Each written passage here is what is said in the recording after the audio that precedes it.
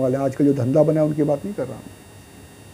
یہ دھندا جو بنا ہوا ہے یہ تو اللہ ان کو دیکھے گا کہ انہوں نے اپنے صاحب مزار کے نام پر یہ کیا کیا ظلم کر رہے ہیں. اللہ ان کو دیکھے گا. یہ ان کو نہیں دینا ہے. اور خاص کر کے اجمیر شریف میں تو بالکل مت دیجیے. وہاں کے مجاورین یہ اکثر جو ہے یہ یا تو اہل تشیع ہیں، شیعہ ہیں، یا پھر مولائی ٹائپ کے ہیں. تو ان سے تو بالکل. اور یہ اعلیٰ حضرت کے کٹر مخالف ہے. یہ اجمیر کے جتنے موسٹلی مجاورین جو ہیں اعلیٰ حضرت کے ایک دم سخت مخالف. نام نہیں لینے دیتے، وہاں سلام نہیں پڑھنے دیں گے آپ کو. مصطفیٰ جان رحمت نہیں پڑھنے دیں گے. نام لینے پر اعلیٰ حضرت کا نام لے کر آپ نے دعائیں وغیرہ کی ہیں تو پھر آپ کو جھیلنا پڑے گا ان کو. تو ایسوں کو کیا دینا؟ کسی غریب کو دیجیے. اور ان کے پاس یار آئی فون وغیرہ لے کے بیٹھے ہیں یہ لوگ. ان کے پراپرٹیز دیکھیں تو آپ کے ہوش اڑ جائیں گے. تو ان کو کیا دینا؟ ہم تو وہاں لینے کے لیے جا رہے ہیں. سرکار غریب نواز ہم کو عطا کریں. ہم تو خود غریب نواز سے اپنے آپ کو نوازنے کی دعائیں کرنے جا رہے ہیں اللہ سے. ان کے صدقے میں نواز دیا جائے ہم یہ سوچ کر جا رہے ہیں. ان کو کیا دینا؟ جہاں مستحق ہے ان کو دیجیے. تو کہنے کا مطلب یہ ہے کہ یہ تعظیم کے واقعات، تعظیم کے افعال یہ قرآن پاک سے ثابت ہے. تعظیم کرنا یہ بالکل جائز ہے. کوئی بدعت، کوئی شرک نہیں ہے. پر ادب میں رہ کے سجدہ کرنا کسی مزار کو جائز نہیں ہے. سجدے کے طور پہ کسی نے مزار کو سجدہ عبادت سمجھ کر لیا کافر ہو جائے گا. بالکل ختم. اسلام ایمان بچے گا ہی نہیں. اور کسی نے اگر تعظیم کے لیے سجدہ کیا کہ میں تعظیم کر رہا ہوں عبادت نہیں، تو بھی وہ حرام ہے. نہیں کر سکتا. کسی کی تعظیم نہیں. سجدہ بالکل. اعلیٰ حضرت نے چومنے سے بھی منع فرمایا. لوگ چومتے ہیں اس کے جواز مل سکتے، پر اعلیٰ حضرت نے اس وقت میں چومنے سے بھی منع فرما دیا کہ چومو بھی مت. ادب سے کھڑے رہو، 4 قدم پیچھے رہو مزار کے. جو پڑھنا ہے پڑھو، کا ثواب ایصال کرو. اس کے بعد اللہ کی بارگاہ میں دعا کرو. چومو بھی مت. اور پھر الٹے قدم واپس آؤ. تو ہم تو ایسی تعظیم کریں گے. ہم شریعت کے خلاف والی تعظیم کے ہم قائل نہیں ہیں. تو اللہ میں صحیح معنوں میں مقدس مقامات کی تعظیم کرنے کی توفیق عطا فرمائے. آمین بجاہ النبی الامین صلی اللہ علیہ وسلم. درود پاک پڑھیں. اللہم صلی علی سیدنا مولانا محمد وعلی آل سیدنا مولانا محمد وبارک وسلم. صلاۃ و سلام علیک یا رسول اللہ صلی اللہ علیہ وآلہ وسلم.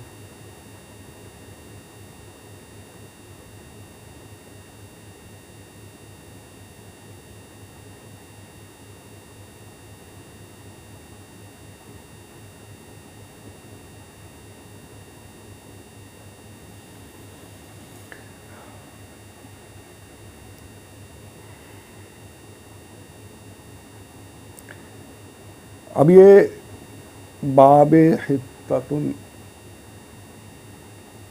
دروازہ، حضور صلی اللہ علیہ وآلہ وسلم کا یہ قول ہے. ایک گھاٹی کے پاس سے گزرے تو آپ نے فرمایا کہ یہ گھاٹی اس باب حطہ کی طرح ہے. متبرک گھاٹی تھی، وادی تھی. حضرت علی فرماتے کہ ہم اہل بیت جو ہیں یہ اس دور کے باب حطہ ہیں. یعنی جو اہل بیت سے لگا ہوا ہے اور ان کی تعظیم کر رہا ہے، ان کے صدقے سے وسیلے سے دعا مانگ رہا ہے، توبہ کر رہا ہے، تو انشاءاللہ اس کی توبہ بھی قبول ہوتی ہے. حضرت علی کا قول ہے. در منصور میں یہ واقعہ نقل ہے. یہ حدیث روایت ہے. تو اہل بیت کا ادب کرنا، اہل بیت کی تعظیم کرنا یہ سنیت ہے.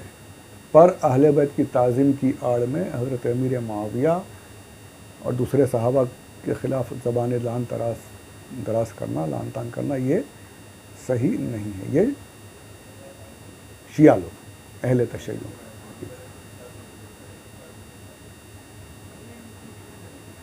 تو اب آگے یہ جو فرمایا گیا، جب تم یہ بولتے ہوئے داخل ہوگے حطۃ نغفر لکم، تمہاری خطائیں معاف کر دوں. اور اس کے آگے وسنزید المحسنین، اور جو محسن ہیں، جو نیکیاں کرنے والے ہیں، ان کو اور زیادہ دوں گا، بڑھا دوں گا. تمہاری خطائیں تو معاف ہوں گی. جو اچھے ہیں، جو نیک ہیں، ان کی اور درجات بلند کروں گا، ان کے لیے اور زیادہ ہے.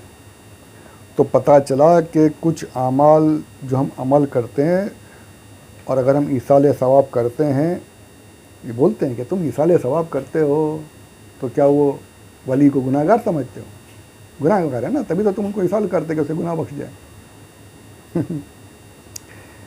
تو میرا اس آیت، یہ پتہ نہیں پڑھتے بھی ہیں کہ نہیں پڑھتے ہیں، یا پڑھتے ہیں صرف اپنے من کا، جو ان کو اپنے مطلب کا لگتا ہے بس وہی مانا لیتے ہیں، ایسا وہی گڑبڑ وہی چل رہی۔ لوگ بولتے ہیں کہ یار کیا ترجمہ قرآن الگ ہے کیا؟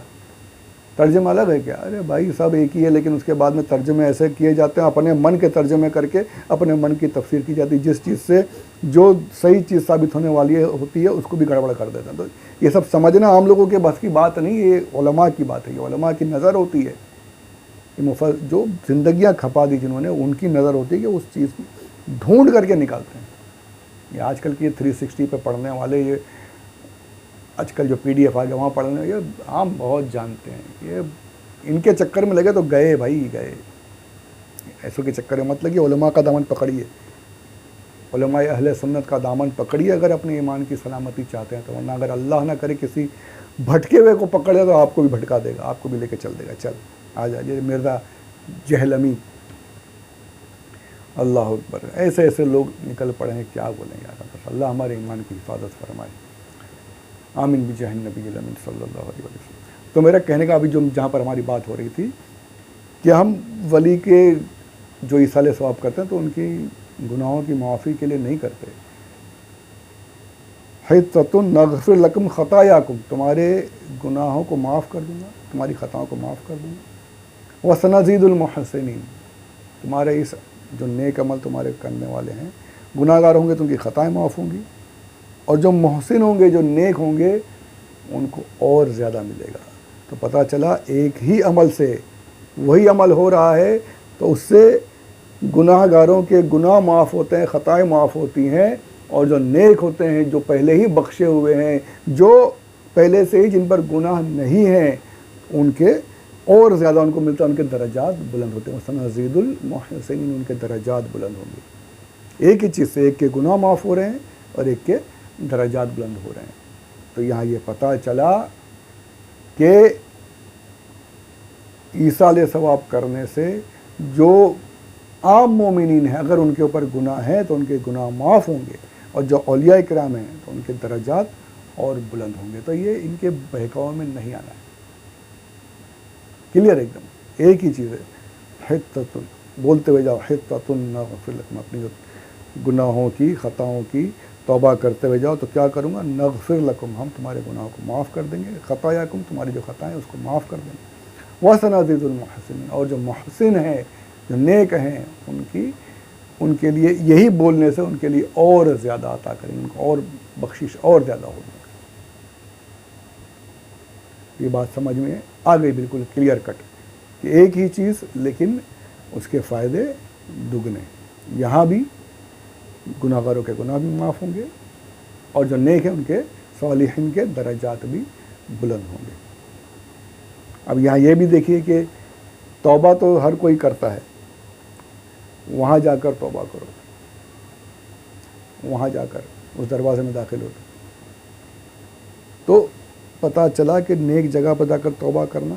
اسی طریقے سے اگر کوئی نیک صالح اولیاء کرام ہیں، علماء کرام ہیں، سادات کرام ہیں، صحیح معنوں میں صحیح عقائد والے، جو باحیات ہمارے سامنے موجود ہیں، تو ان کے پاس جا کر ان سے بھی دعا کرانا، ان سے اپنی مغفرت کی دعائیں کرانا، یہ بھی اس آیت پاک سے ثابت ہے کہ جو انبیاء کرام کے مزارات جہاں پر ہے اس جگہ برکت والی، وہاں جا کر دعا کرنا، توبہ کرنا، یہ ثابت ہوا۔ تو جو باحیات اولیاء کرام ہیں، جو علماء کرام ہیں، وہاں جا کر ان سے دعا کرانا، یہ بھی یہاں سے ثابت ہے۔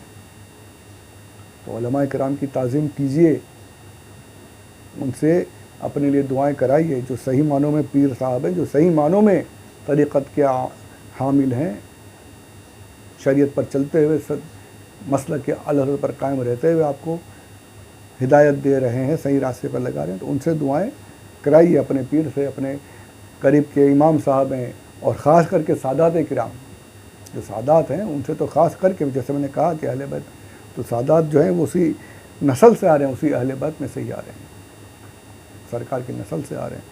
تو اس لیے ان کی عظمت ہے. تو ان سے جو صحیح معنوں میں سعادات ہیں، جو شیعہ نے تو ہر ایک کو اہل تشیع کے ساتھ سارے ہی سعادات ہیں، مرزائی اور زیادہ تر سید نکل جاتے ہیں. جو وہ شیعوں والے نہیں، اہل سنت والے سعادات جو ہیں ان سے دعائیں کرائی. تو یہ ساری چیزیں قرآن سے ثابت ہے، کچھ غلط نہیں ہے. تو یہ مختصراً میں نے بہت فاسٹ ایک دم آپ کو میں نے کچھ باتیں عرض کی ہیں. اگر اچھی لگے تو آگے شیئر کیجیے. اور رمضان کا مبارک مہینہ چل رہا ہے، دعائیں کیجیے میرے لیے. میں بار بار عرض کرتا ہوں کہ